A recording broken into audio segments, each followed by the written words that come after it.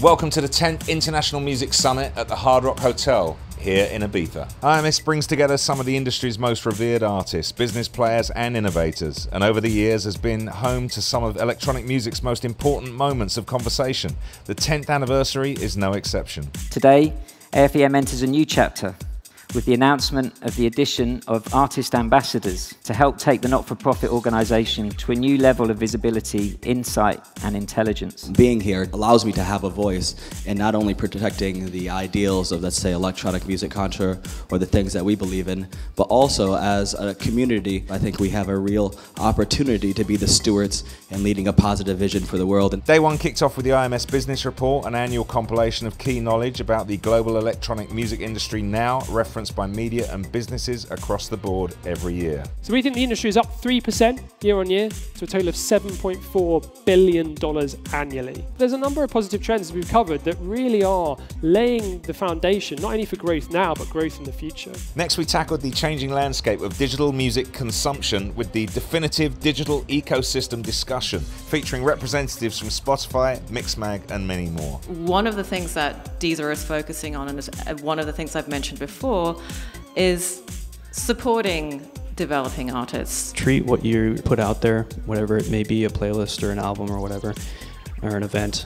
Treat it like a living creature. You've got to constantly be thinking of new, engaging ways to market what you're creating. You can't just throw something out into the ever-changing world of the internet and expect it to flourish. Armin van Buuren, he was able to sell 2 football stadiums with 37,000 half each, so 75,000 people. Whereas the first night he sold out without any marketing spending. We never wanted to have commercial pressures and influence on our output. And, you know, we've kind of come this far without that. And I think dance music as a whole kind of lives and breathes on independence. Then we heard from an esteemed panel of artists and industry leaders on health versus hedonism and how to stay sane in the frenetic and sometimes draining electronic music game. One of the best ways to prevent psychological stress is to train your brain to stay present. Is probably the single best solution to psychological stress. You're not going to last in this business if you let the party get the better of you. The more successful I am in my career, the happier I am. For me, I've discovered it's like the most beautiful myth. I think everybody needs to find what makes him good and makes him happy, to find the right equilibrium, the right balance. For me, the main thing is to be interconnected with people. I want to be more elevated than high. IMS welcomed the Black Madonna, a DJ, producer and vocal activist who told the story of her spectacular rise over the past few years. It's okay to ask for help when you need it, and it's okay to learn from someone and with someone, and to not let that need be a barrier for you to take what you want to do to the next level. Women can only do so much. It's up to you guys. At some point, we got to get you guys to co-sign the check on this. You know, look inside yourself, because I can't fix this for you. A panel of elite label reps from Ultra Records, CR2, RNS and Spinning came together in the animated 10-year A&R debate. Bring something different to the table that we haven't heard before. Instead of competing with 10,000 records, making the record that sounds just like the other 10,000 we've already heard. For me, this is a contradiction. Well, I think this is what I hear the same records coming out, and everybody wants something else, but it doesn't come. For me, it would actually be learn to play an instrument. A lot of people that in electronic music can't do that, and I think that expands hugely what they're capable of doing. I totally disagree that somebody should learn an instrument in order to do electronica. You know, Klaus Schulze is not a composer. You know, he's a nerd. But something new, does it exist? Everything is done. Bernard Sumner, the lead singer from the iconic band New Order, sat down with me for a fascinating conversation about his career and the memories of recording Technique on Ibiza in 1989. Amnesia was our weapon of choice. Acid house music had just started, so we expected to come out to Ibiza and hear acid house music, which we didn't. We heard something called a Balearic beat. We had no idea that Ibiza was going to take off like that. It was just luck. We cut down on touring because we became burnt out with that lifestyle. But then the party scene in Manchester had really taken off. So it was out of the frying pan into the fire. Next, IMS turned the spotlight on the gender disparity in electronic music with the thought-provoking Balancing the Ratio debate, featuring a panel of women and men from throughout the industry discussing the steps we can take to balance out numbers across the board. When house music was born, it was probably the most inclusive genre in music. at that time. It's surprising that we have this issue. We don't want more power.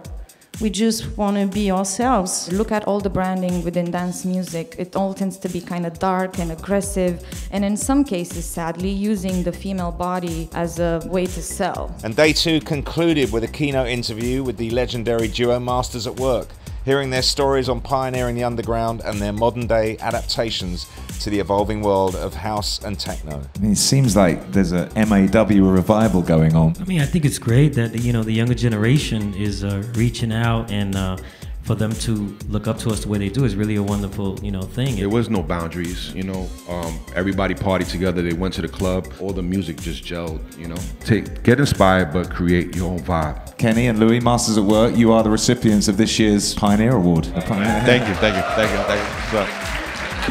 Day 3, starting with the sometimes heated and always lively annual Ibiza debate. The 10th edition brought together a powerful panel of island influencers, including artists Seth Troxler and Hot Since 82, and representatives from High, Ushuaia, Cocoon, and more. Our kind of ambition is taking out what is the working class and the Ibizan class of Ibiza, and how long is that sustainable in keeping our underground culture? Everyone has their own taste, and everyone should have a place that they can go to, because that's what we do. We make dreams for people. The only thing we're doing is taking the money from the tables to do an amazing production, to create a better show, not putting them in a dirty warehouse, okay, and charging still 50 euros at the door. We're throwing warehouse parties. We want people to come in there and sweat. We'll welcome VIPs, of course, but we're certainly not gearing the club for VIPs. That club's for dancers. We need the support from the government as well to put limits on this. This type of mentality brought in different people with different aspirations. A big part of these VIP people, which are all clubbers like us. For people who are coming here looking for normal jobs, working in normal bars, getting paid normal wages, it's unsustainable. Afterwards, I joined the Martinez brothers to shine a well-deserved light on their incredible career to date, which included headlining Circo Loco, receiving #1 DJ honours from Mixmag, running their own labels, and making waves in the fashion world. Is it true you actually got to play Shelter back in the day? The first time we played there, we actually had to go at 4 in the morning when they stopped serving liquor, so we could just actually be legally there. Ibiza was still so new to us. Like, we felt the magic, you know what I mean? But we didn't know what was really going on. What do you make of the kind of whole after party scene on the island? You know how much business actually gets done at after parties? It's crazy. What advice would you give to the Martinez brothers of the future? Persistence, yo. The power of persistence. Seriously, like, no matter how many times you fail, you know what I'm saying? Like, I would have never thought I'd be up here, you know what I mean? Like, or let alone playing back to like a Masters at Work, my heroes, you know? Once you have something in your mind, a goal, just don't let it go. Be unique, you know what I mean? Be yourself, because there's a lot of copycats out there, and there's nobody that can be you like you. People don't research what they are taking, and I think this is why so many people lately die in parties. Giving everybody enough space, making sure nobody is overloading the room, and you have enough water, medication, and everything, you can already help and provide a lot. We're in the dark ages in America. If the word drug comes up at a meeting, everyone just ducks. It needs to be coated in a way that you're not enticing people to take drugs, but just to tell them how to take them if they wish to take them. And the final IMS panel ended with a rare public keynote interview with Dixon, one of the most revered and enigmatic underground DJs in the world. For a lot of things in my life, it was always the balance between overthinking stuff and just following my inner vision. I would say a really good party is if I'm not just a creator, if I'm also get lost in the moment and it's one flow. Look at yourself and try to realize what you are, what is good on you, what is bad on you. It's pushing yourself, getting deeper into something and not falling in the same routine. I have times when I, for instance, don't drink and don't do any drugs, and then there's the other times. After 3 days of incredible discussions, the island heads to IMS Doubt Villa for a night stacked with special back-to-back sets for a final celebration of 10 years of the International Music Summit.